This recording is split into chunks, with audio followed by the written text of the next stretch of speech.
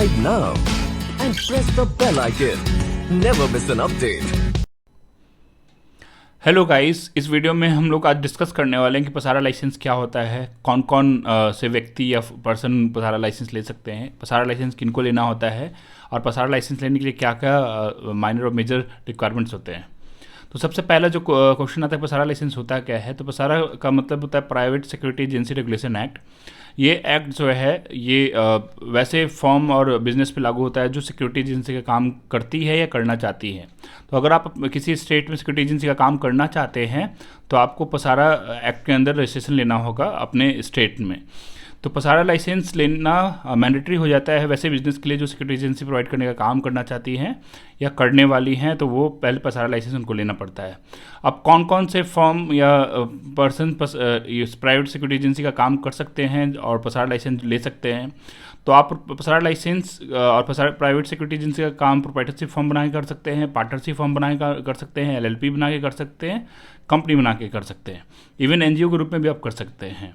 पसारा लाइसेंस तो वैसे लाइसेंस को बोलते हैं जो सिक्योरिटी एजेंसी के बिजनेस को चलाने के लिए चाहिए होता है। अगर आप सिक्योरिटी एजेंसी का काम करना चाहते हो तो पहले पसारा लाइसेंस लेना होगा। वही अगर मैं बात करूँ पसारा लाइसेंस की रिक्वायरमेंट की, तो पहला रिक्वायरमेंट है कि आपके पास कोई भी बिजनेस होना चाहिए, चाहे वो प्रोप्राइटरशिप बिजनेस हो, पार्टनरशिप हो, LLP हो, कंपनी हो। सेकंड, आपके पास ट्रेनिंग फैसिलिटी होनी चाहिए जहां आप जो गार्ड प्रोवाइड करने वाले हैं उनको ट्रेनिंग देने की आपके पास सुविधा होनी चाहिए। अगर नहीं होती है तो आप किसी दूसरे ट्रेनिंग इंस्टीट्यूट से MOU करवा करके और पसारा लाइसेंस के लिए फाइल कर सकते हैं।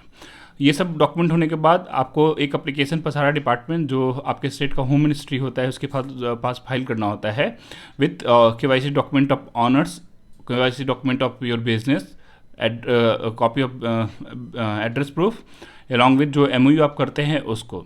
जब हम लोग एप्लीकेशन पसारा डिपार्टमेंट में फाइल कर देते हैं तो वो डिपार्टमेंट इंस्पेक्शन भेजता है ऑनर के एड्रेस पे, बिजनेस के एड्रेस पे और जहां आपका ट्रेनिंग ग्राउंड है। जब तीनों इंस्पेक्शन जो है वापस डिपार्टमेंट में प्राप्त हो जाता है तो उसके विदिन 1 महीने के में आपका लाइसेंस इशू होकर मिल जाता है।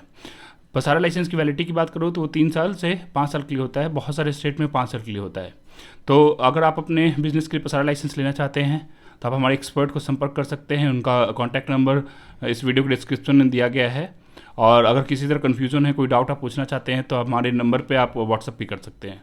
इस वीडियो को देखने के लिए आपका धन्यवाद। Thank you for watching.